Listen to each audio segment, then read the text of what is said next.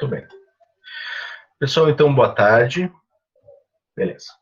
Essa imagem que está no fundo aqui é uma imagem um quadro, né, que mostra a composição do hino à independência, né, que foi feito pelo Dom Pedro I. Então, Dom Pedro I, além de tudo assim como era de praxe na nobreza, né, ele era músico também, estudou piano, era pianista. Os nobres se dedicavam a esse tipo de atividade, né, ligado à caça, ligado às artes, né. Dom Pedro I fez um hino, todo mundo acho que já ouviu o hino à independência, é um hino bem legal, assim, até bem feitinho, bem bonitinho, né? E essa aqui é uma cena, né, que exemplifica, né, a, a composição do hino à independência feito durante muito tempo. Esse hino era o hino nacional, era o hino brasileiro, digamos assim, o hino à independência. Depois, por conta da República, né, a República vem para derrubar a monarquia, né, isso lá em 1889. Aí novos símbolos pátrios são inseridos, né, na nossa vida como nação, né? Mas o hino à independência permaneceu como hino à independência, né? Não como hino nacional. Bom, o tema da aula de hoje é a crise e a abdicação, né, do Dom Pedro I, a crise do primeiro reinado. Infelizmente, a gente vai ver aí ao longo da história do Brasil, o Brasil está envolto em várias crises, né, políticas principalmente, econômicas principalmente, né, no primeiro reinado não foi diferente. Tá? O que leva a essa crise, o que leva à abdicação? O que é a abdicação? É quando o Dom Pedro renuncia ao trono. Tá? Isso é a abdicação do primeiro reinado. Deixa eu permitir aqui mais uma entrada, beleza? Então, o que leva ele à abdicação? Então, uma série de coisas. A gente viu na última aula, né, que Dom Pedro outorgou, né, a Constituição de 1824, ele enfiou goela abaixo, de cima a baixo, a Constituição, uma Constituição que tinha características autoritárias, características absolutistas, que dava a ele plenos poderes aqui no Brasil. Né? Isso já desagradou uma boa parte da nossa elite, né? E outras coisas vão acontecendo, que é o que eu vou comentar hoje com vocês, que vão fazer com que essa elite ainda mais tenha ressalvas em relação a Dom Pedro, né, a ponto de não aceitá-lo mais como rei, como imperador. Tá? Um dos fatos que acontece já na sequência da Constituição de 24 é a Confederação do Equador, que a gente viu na aula passada também, uma revolta que acontece em Pernambuco e na região, né, do Nordeste brasileiro, próximo ali à linha do Equador, por isso Confederação do Equador, né, que faz com que alguns estados se proclamem independentes do país. Dom Pedro reverte essa situação, né, manda tropas para lá, sufoca a rebelião, manda matar os líderes, né, e todo esse processo gera uma propaganda muito negativa para ele. Tá? Isso acontece lá em 1824. Já a partir de 1825, Dom Pedro entra num outro conflito, que é a Guerra da Cisplatina. Né? Então, lá, o que hoje é o Uruguai, era a província cisplatina, anexada ao Brasil, e eles, descontentes com a política de Dom Pedro, se aproximam, né, da Argentina, que tinha interesses naquela região. Então, na verdade, essa Guerra da Cisplatina é muito mais uma guerra do Brasil contra a Argentina do que contra a Cisplatina. Né? Então, são praticamente 3 anos de conflito, então muito gasto, né? Recrutamento forçado, né? O Brasil não tinha soldado praticamente, não tinha exército, né? Então tinha que recrutar as pessoas de uma maneira obrigatória, né? Autoritária, né? Então isso faz com que haja muitas desavenças, muito descontentamento, aumento de descontentamento em relação à política de Dom Pedro, né? A ponto que em 1828 eles conseguem, com o apoio da Inglaterra, a sua independência, tanto do Brasil quanto da Argentina. Então, a Cisplatina não fica nem com o Brasil, nem com a Argentina, se cria ali uma república independente, que é o que nós conhecemos hoje como República do Uruguai. Tá? Isso desgasta muito a imagem de Dom Pedro. Na sequência, o que acontece? Em 1826, morre Dom João VI, lá em Portugal. Qual é a preocupação? O herdeiro do trono era o Dom Pedro, que governava o Brasil nesse período. Isso faz com que as elites brasileiras fiquem extremamente incomodadas, né? Porque corria o risco do Brasil voltar a se unir a Portugal. Né? Então, isso nenhum dos brasileiros, principalmente da elite, queria. Né?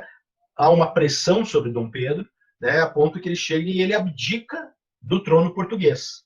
Né? Ele abdica em favor. A estratégia dele foi a seguinte: vou abdicar em favor da minha filha, Dona Maria da Glória, que era uma criança na época. Qual foi a estratégia? A Dona Maria da Glória, filha de Dom Pedro, se casaria com o irmão de Dom Pedro, Dom Miguel, tá? E ele governaria como regente de Portugal até ela atingir a maioridade. Tá? Essa era a estratégia. Porém, Dom Miguel não topou essa ideia 100%, casou com ela, de fato foi para lá, tomou o trono. Né? Quem é o rei aqui sou eu e não vou dar para fedelha nenhuma. Né? Isso gera uma revolta do Dom Pedro aqui, que começa a se preocupar muito com as questões políticas lá de Portugal. Tá? Então, isso gera problemas aqui no Brasil para ele. Tá? Então, essa preocupação dele vai ter uma guerra, inclusive, lá em Portugal, por conta da sucessão. Vai ter os partidários de Dom Pedro, os partidários de Dom Miguel, e, obviamente, com Dom Pedro aqui fica tudo muito mais difícil. Tá? Então, essa questão sucessória do trono, ela é muito relevante para a crise que vai acontecer aqui no Brasil do primeiro reinado. Né? Não é novidade nenhuma, o Brasil sempre envolvido em crises econômicas. Né? Nesse contexto aqui, qual era o maior problema que nós tínhamos? Era a substituição. A cana era o nosso principal produto de exportação, né? Se vendia cana para que fosse feito o açúcar, né? Principais compradores da cana-de-açúcar eram os europeus, né? Então, passou a se consumir muito açúcar, né? Desde o século XVI, né? Então, o açúcar se tornou uma necessidade, né? Na mesa do mundo inteiro, especialmente da Europa, né? E esse açúcar era feito a partir da cana-de-açúcar. Né? Então, o Brasil vendeu muito açúcar. Né? Já passou por um baque com a invasão dos holandeses, eles levaram essa tecnologia do açúcar, da cana, para outros lugares, já enfraquece, né, a economia açucareira do Brasil, mas o golpe de misericórdia é quando eles aprendem na Europa a transformar a beterraba em açúcar. Né? Então, o açúcar brasileiro, a cana, melhor dizendo, a cana-de-açúcar do Brasil, ela passa a ser comprada ainda menos, né? O que vai fazer com que muitos engenhos, né, do Nordeste vão à falência. Tá? Então, isso vai afetar diretamente a nossa economia, né, que já não era das melhores, né? Desde a aula passada eu tenho falado para vocês, né? O Brasil não tinha dinheiro, ainda entrou numa dívida gigantesca com a Inglaterra para conseguir pagar pela independência. Né? O Brasil sempre se ferra, né? O Dom Pedro tinha planejado em pagar partes da nossa dívida, daquela dívida pela independência, com o pau-brasil. Tá? E bem naquela época, né, 1800 e década de 1820, né, então a primeira parcela do pagamento daquelas 2 milhões de libras esterlinas foi pago com um carregamento de pau-brasil. Né? Então foi para lá e eles receberam o pau-brasil como forma de pagamento. Né? Provavelmente na cabeça de Dom Pedro e da elite brasileira, tranquilo, vão pagando com madeira. Né? Só que nesse meio tempo, na Europa também se descobre um agente químico, né, que substitui o corante que era feito a partir da madeira do pau-brasil, para isso que ele era vendido, né, que era para extrair um corante, né, da cor avermelhada, né, que era um corante difícil de você conseguir na natureza. Né? Você tinha ali no nó do pau-brasil, você extraía esse corante. Né? Por isso que ele era tão valioso. Mas bem nessa época, no século XIX, se descobre um composto químico, manipulado quimicamente, que dava a mesma tonalidade. Em outras palavras, o pau-brasil perdeu seu valor como produtor do corante. Consequentemente, ele perde seu valor como produto, como mercadoria, e o Brasil os outros países não aceitam mais, a Inglaterra não aceita mais o pau-brasil como elemento para pagar a dívida. Eles querem receber em dinheiro. Né? Então, é uma crise econômica que o Brasil está vivenciando ali, né, muito intensa, e que muitas atitudes de Dom Pedro, ao invés de amenizar a crise, elas amplificam, como foi o fato da guerra, né, da guerra da Cisplatina. Né? Toda guerra ela envolve um pagamento muito alto, né, por ela. Você tem que pagar homens, você tem que alimentar esses homens, esses soldados, né, durante muito tempo, em um campo de batalha. Veja só, a Guerra de Cisplatina durou aproximadamente 3 anos, são 3 anos você pagando um contingente de homens, né, que teoricamente não estão trabalhando, não estão produzindo, estão na guerra, né, mas você tem que alimentar eles, tem que dar café da manhã, almoço, janta, tem que dar uniforme, tem que dar munição, armamento, né? Então os custos de uma guerra é muito alto, né? Então isso agrava a nossa condição econômica, tá? O Banco do Brasil já tinha sido parcialmente saqueado pelo Dom João VI, né? Vocês lembram? Eu comentei isso com vocês. Dom João, quando foi embora para Portugal, levou tudo que tinha do Banco do Brasil. O que sobrou, né? Dom Pedro conseguiu quebrar o banco, né? Então o banco não tinha mais dinheiro para pagar as pessoas que colocaram dinheiro no banco, né? Então ele foi à falência, quebrou o Banco do Brasil. O Banco do Brasil só vai ser reinaugurado, reerguido no segundo reinado de Dom Pedro II, né? Até lá o Banco do Brasil vai ser, ele vai estar na falência, não tem mais recursos, tá? E a dependência, né, que nós tínhamos da economia inglesa. Então, devido aos acordos comerciais, tudo o que o Brasil comprava, né, necessariamente vinha da Inglaterra. Então, a Inglaterra vendia muitas coisas para o Brasil, e coisas muitas vezes inúteis, né, como, por exemplo, cartola, como terno, fraque, coisas que são típicas, né, de países frios, né, que no Brasil não teria necessidade, ou pelo menos uma grande necessidade, né, mas nós comprávamos isso da Inglaterra porque, dado aos acordos que foram firmados. Tá? Isso leva a uma grave crise econômica. Crise econômica geralmente vem seguida, né, de uma crise política. Né? Dom Pedro, então, passa a ter muitos opositores, pessoas que não gostavam dele. A fama de Dom Pedro não era das melhores também. Né? Nós estamos num universo, né, no século XIX, um universo brasileiro extremamente católico, religioso, né? E Dom Pedro, ele era uma pessoa extremamente libertina, né? Ele tinha muitas mulheres, muitas amantes, né? Existem relatos, né? Então não se sabe, não se tem nenhuma prova de que foi verdade, mas tem muitos relatos de que ele estuprou algumas mulheres, né? Ele era extremamente cruel com a esposa, né? A dona Leopoldina, né, que era muito bem vista pelo povo, e Dom Pedro era extremamente cruel com ela, né, a ponto dele levar a amante dele, né, a Carlota Joaquina era a mãe dele, a Marquesa de Santos, né, ele levou para morar dentro do palácio. Né? Então isso tudo fez com que Dom Pedro I tivesse sua imagem destruída, né, sua imagem bem manchada diante da sociedade brasileira, quer seja ricos, quer sejam pobres. Tá? Acontece nesse meio tempo o assassinato de um jornalista que era opositor a Dom Pedro, né, declarado, escrevia artigos contra, né, a política de Dom Pedro, e esse jornalista foi assassinado e descobriu-se que políticos ligados a Dom Pedro é que mataram ele, mandaram matar ele. Então isso também piora a imagem de Dom Pedro diante da sociedade brasileira. Tá? São elementos, né, que vão deteriorando. Na Europa, a gente vai ver isso, é assunto do nosso próximo bimestre, vão estar ocorrendo uma série de revoltas de caráter liberal. O que significa isso? A derrubada de reis com poderes absolutos, cada vez maior, né?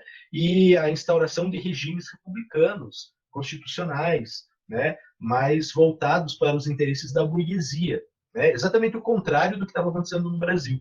Tá? Então, pega todo esse pacote, né, e aí você vê o clima que estava no Brasil para o governo de Dom Pedro. Tá? Dom Pedro acabou indo para Minas Gerais para verificar, né? Naquela época não tinha televisão para você saber o Ibope, né? Para saber como que você está sendo visto, né? Não tinha isso que tem hoje. Então, os políticos viajavam, iam até as cidades para ver como que era a recepção, né, deles nessas cidades. Dom Pedro foi para Minas Gerais e as pessoas lá fecharam todas as janelas, né? Quando ele entrou na cidade, fecharam as janelas, colocavam cortinas pretas na porta, simbolizando, né, que eles estavam de relações cortadas com Dom Pedro. Então, ele volta muito abatido de Minas Gerais. E os aliados de Dom Pedro, no Rio de Janeiro, né, a maioria portugueses, né, resolvem fazer uma festinha, né, para receber o Dom Pedro. Né, tadinho, está tão triste, cabisbaixo, vamos fazer uma festa.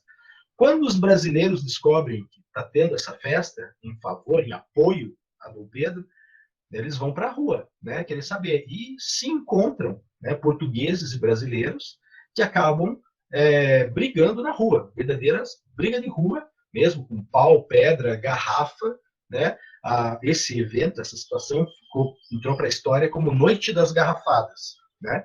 Mas brasileiros e portugueses brigaram nas ruas do Rio de Janeiro por causa de posicionamento político. Os que eram contrários a Dom Pedro e os que eram a favor de Dom Pedro.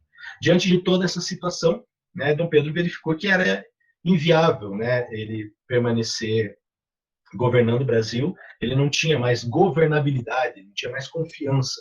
Então, o que ele faz? Ele vai abdicar do trono, né? Ele deixa o trono brasileiro, né, em favor do seu filho, Dom Pedro de Alcântara, né, que vai ser, né, o futuro Dom Pedro II, mas só que ele tinha apenas 7 anos de idade. Né? Então, Dom Pedro deixa ele aqui aos cuidados de um tutor, né, o José Bonifácio, cria, né, o Dom Pedro II, né, e Dom Pedro volta para Portugal para resolver os conflitos lá de Portugal. Né? Lá ele continua e vence a guerra contra o irmão dele, Dom Miguel, e assume o trono com o título de Dom Pedro IV em Portugal. Tá? Então, Dom Pedro I para nós aqui, Dom Pedro IV para eles lá. Diferente da imagem que se fazia dele aqui no Brasil, em Portugal ele vai ser aclamado como um grande herói. Né? Até hoje, existem muitos monumentos, eu visitei alguns, existem muitos movimentos espalhados por Portugal em homenagem ao Dom Pedro IV deles. Tá? Ele governou muito pouco Portugal, mas a imagem que ele deixou para os portugueses foi muito positiva. Né? Então você tem palácios, praça, estátua, em tudo, rua, tudo quanto é canto de Lisboa, principalmente, em homenagem a Dom Pedro. Né? Ele vem a falecer, ele morre muito jovem, com apenas 35 anos, né? Em 1834, ele morre de sífilis, uma doença sexualmente transmissível, né? E o trono acaba ficando para a filha dele, né, que vai governar até o fim da vida, a Dona Maria da Glória. No Brasil, para a gente encerrar aqui, já vou pedir para vocês irem colocando a presença, registrando a presença de vocês, por favor. No Brasil, então, como Dom Pedro II, né, ainda não assumiu, ele ainda não é Dom Pedro II, né, o Brasil vai ser governado pela primeira vez na sua história por brasileiros, tá? Que são os regentes, que é quem governa até a maioridade do rei, do imperador. Tá? Então, nós entramos num período bem interessante da nossa história, chamado de período regencial, que vai durar aí mais 9 anos, né? Nós tivemos 9 anos de primeiro reinado, vamos ter aí mais 9 anos de regências, tá? Onde os interesses políticos regionais vão falar bastante forte aí nesse período. Mas isso a gente vai ver só lá no terceiro bimestre. No mês que vem a gente vai falar sobre o contexto europeu. Tá certo, pessoal? Alguma questão? Alguém quer falar alguma coisa?